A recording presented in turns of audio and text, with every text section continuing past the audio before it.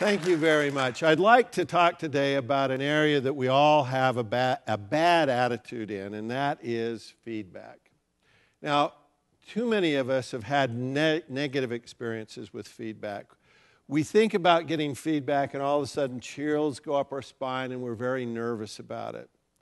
But yet, we find it to be one of the most critical factors associated with individual success, both of leaders and individual contributors.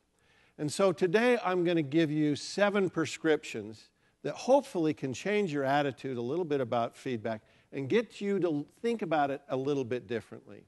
Now, prescription number 1 is that feedback is a gift. The problem is when we approach people with a negative attitude towards feedback, we don't ever see the times when people have carefully thought through exactly what they want you to hear. They've really got a message for you, and there's no guile in it. It's pure love that they're giving you this feedback from, and they're really trying to help you. If you have a negative attitude towards feedback, you won't hear it. My recommendation is treat all feedback like it's a gift. If you do, then I think what you'll find is that sometimes when people are negative and they give you feedback, it doesn't really matter. You hear it anyway. But when people have a real gift for you, then you hear it.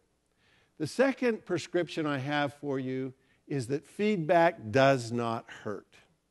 It's just information. And the only thing worse than getting negative information would be to not get it. You know, you can take that information and you can do with it what you'd like. You can listen to it or you can ignore it, you can accept it. But you get to choose how you use the information. And really, it's just information. It doesn't necessarily hurt. The third prescription about feedback is the more, the better.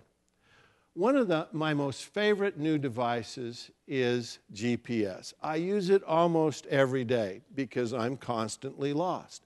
What GPS does is it tells me where I am. Recently, I came to find out that it takes actually 4 satellites to accurately give you a location. One satellite cannot tell you where you are. It takes 4 satellites to give you an accurate location. And with feedback, it's similar. Sometimes we get feedback from one person, and we accept that feedback, but it's not always accurate. What I'd encourage you to do is get feedback from multiple sources. We find in our research that we can predict with feedback outcomes and successes of leaders. We can predict employee commitment, we can predict customer satisfaction, we can predict profitability and sales numbers, but we can only predict that with the aggregate data that we have, with the average of all the respondents. Any one individual doesn't make it predictive, and we can't get that same prediction with any one individual. So, ask a lot of people for feedback. The more, the better. The next prescription I have is the idea that you don't need to change everything. How many of you here are looking for a lot more to do in your life? Anyone? No hands raised. Well, most of us are a little bit overwhelmed. We have too much to do and not enough time to do it in. What we've found is that leaders who focus on one thing, who try to just change one thing, create a very nice halo effect. Let me show you the impact of focusing on one thing.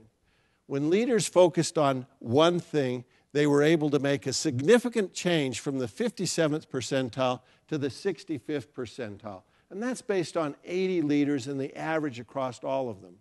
That change was significant just by focusing on one thing.